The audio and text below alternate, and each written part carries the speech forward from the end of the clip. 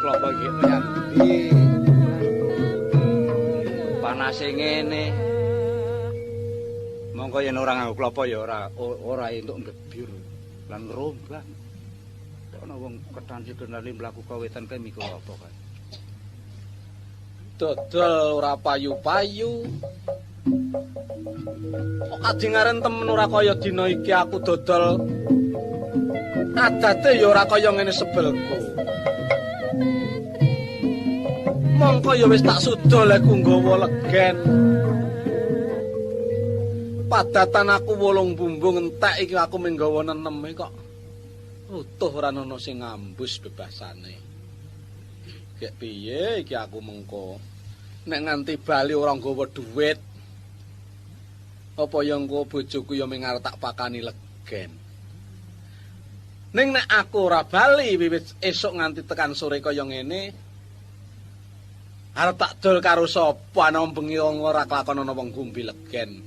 Lagi awan glintang panas sing emplak-emplak kaya ngene wae ora ana wong tuku. Iki jebolane wong dodol iki. Anu Pak, Kula. Lho. Terus pundi? sampean iki mikul napa to jane kok ketoke kok angger wong nganggo bumbung kaya ngeten iki nggih. Dodol legen kok ngono kok ya ditakoni lho kok an. Dodol legen niku kok ten pasang mriku teng iki ra eneng wong kok dodol. Ayo wong iki sik tekan ngendi-endi nganti meh surup kaya keten. Ajeng ngersake ngunjuk napa, Mas? Mbok nggih. Nah, nggih ngoten kok. Niki enggak. Pundi Enggak. Wah, bumbune kok cilik-cilik men ngeten ta. Ah, mon kebaki mawon ampun wedi-wedi, mon. Enggak. Ah.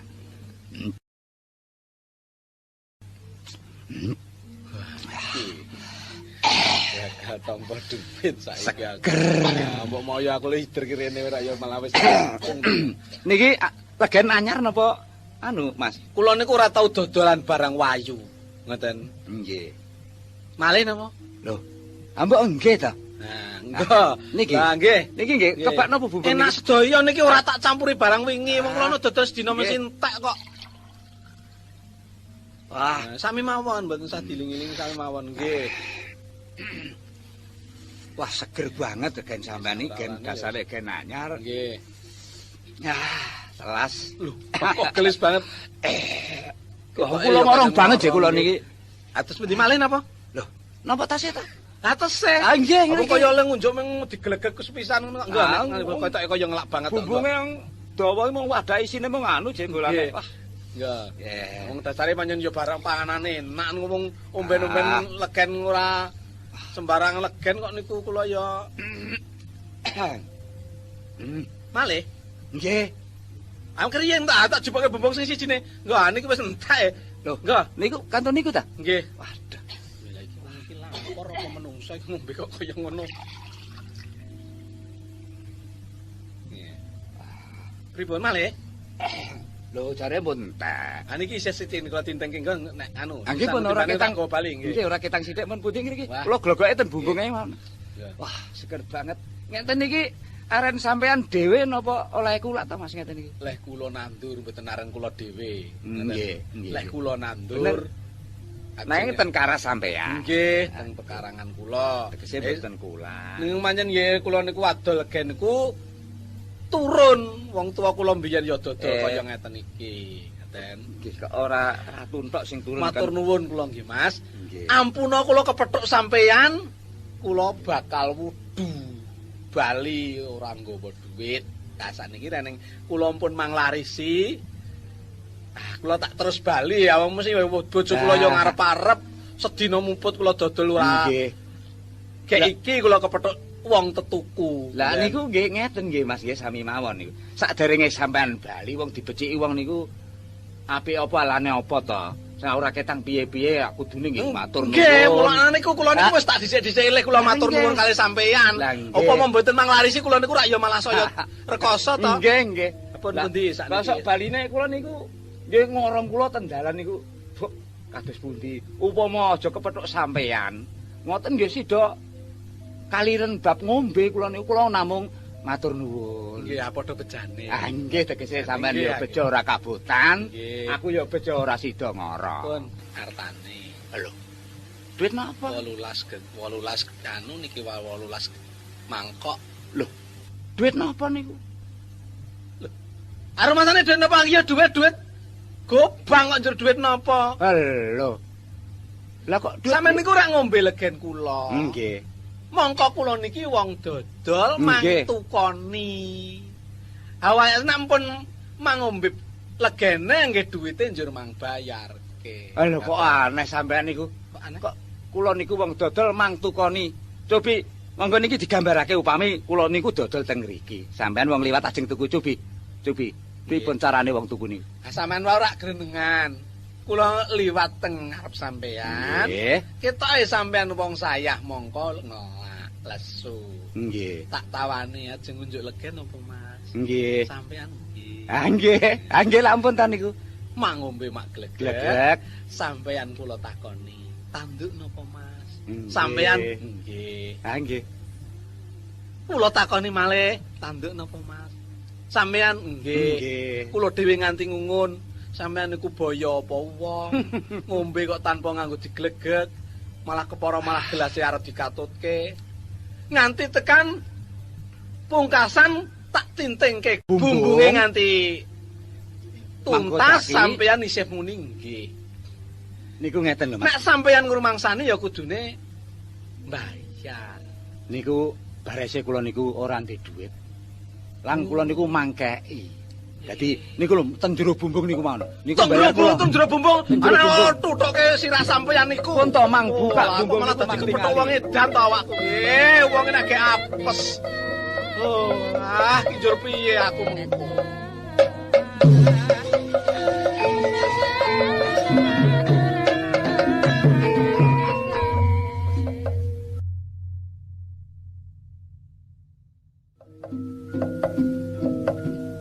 Wong dodol kok nganti sore ora teko iki njer piye to iki karepe iki? Apa kira-kira kene dalan ki ana alangan apa-apa ngono apa piye kok atiku kok ora kepenak. Kok ne? Wah. Kene Pak nih.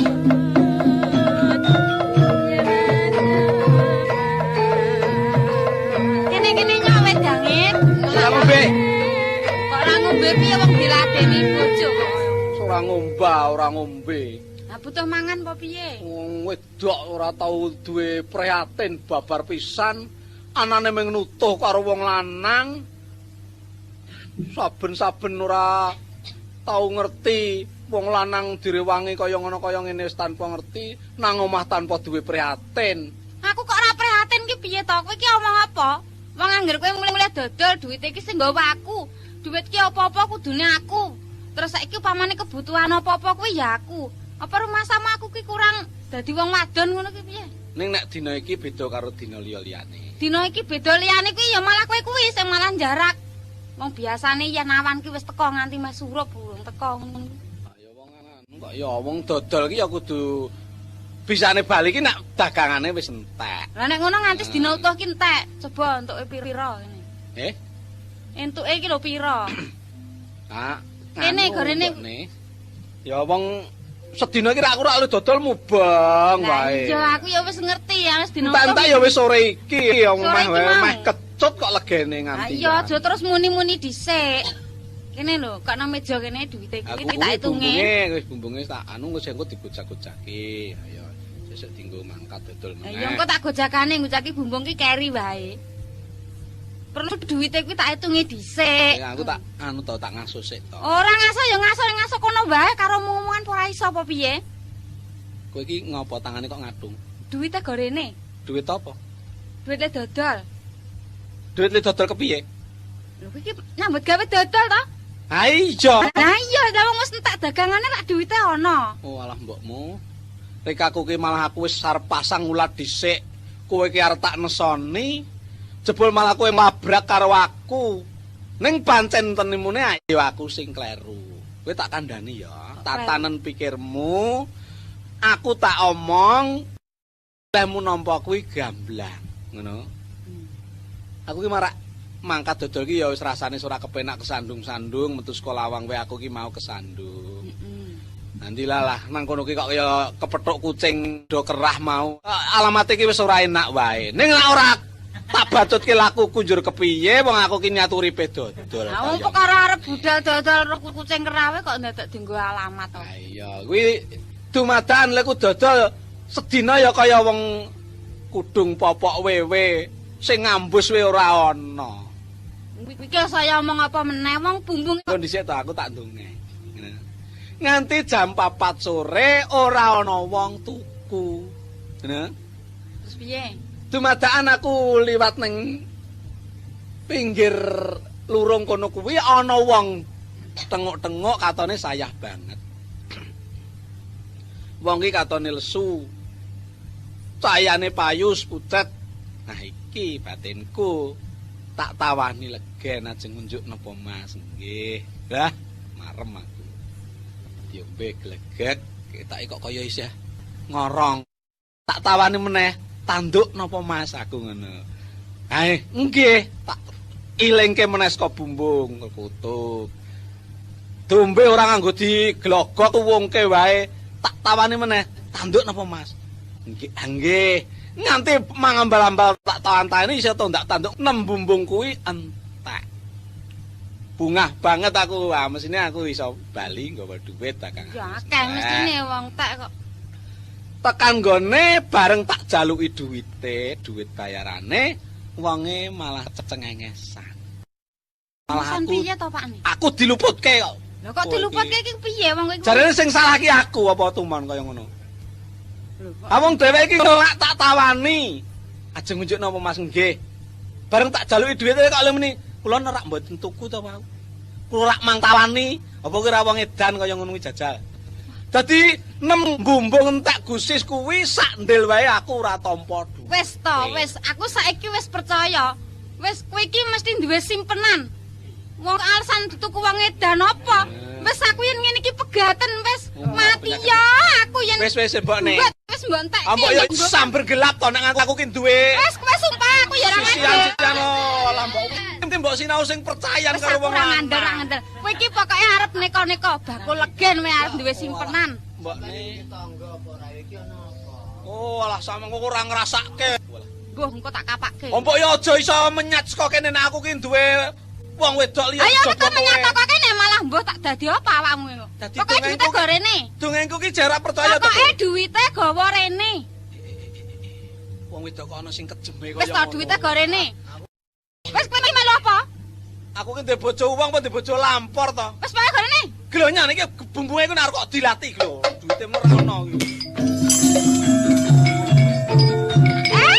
Iki. Pak. Sarine sedake lho, Pak.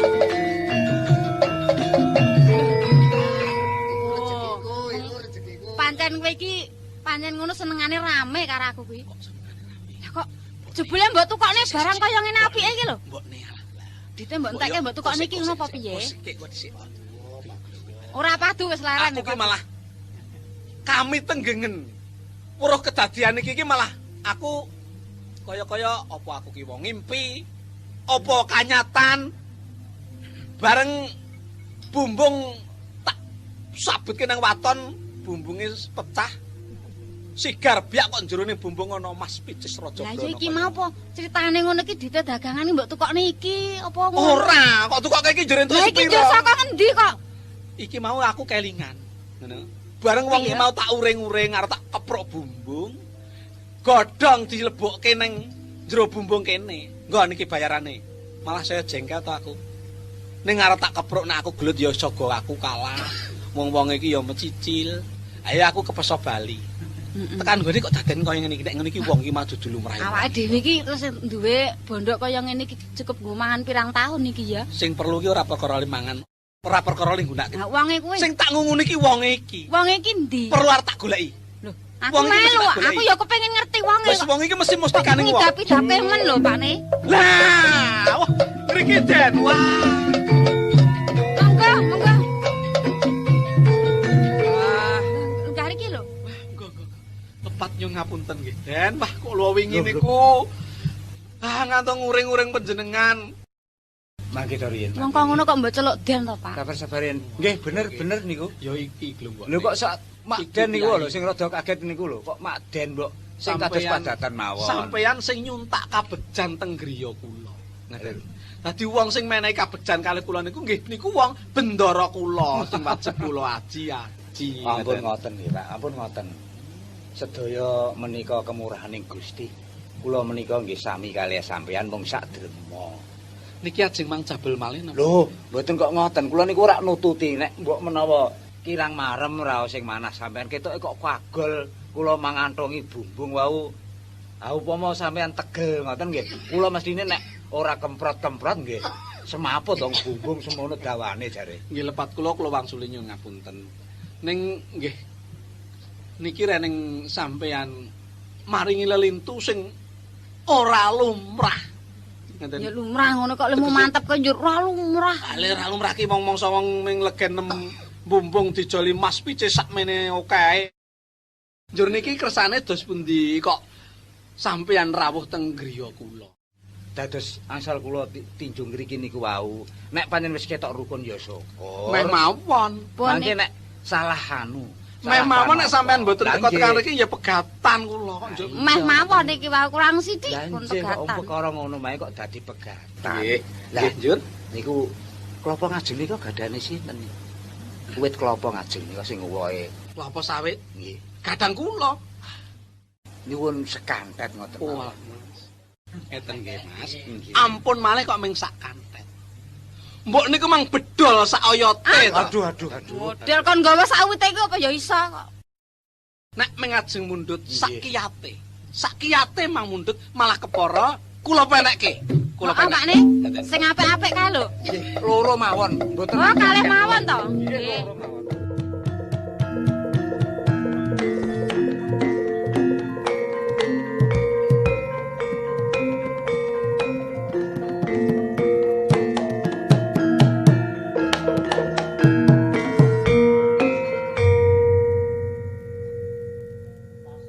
Oh, digandeng kae lho Pakne. Ya.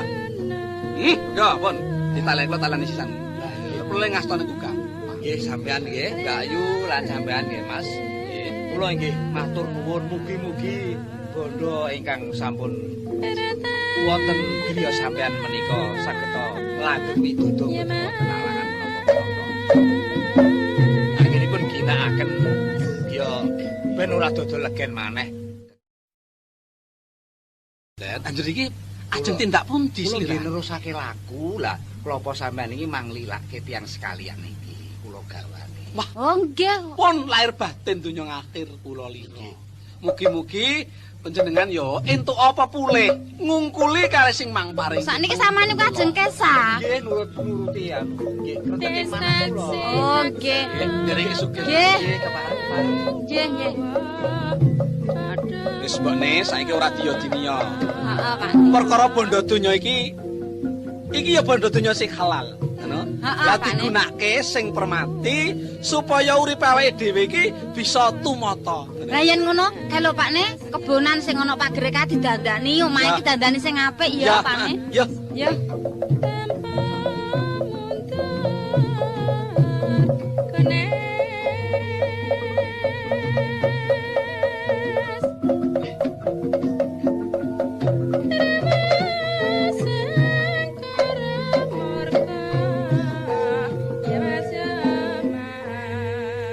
Pancen percaya.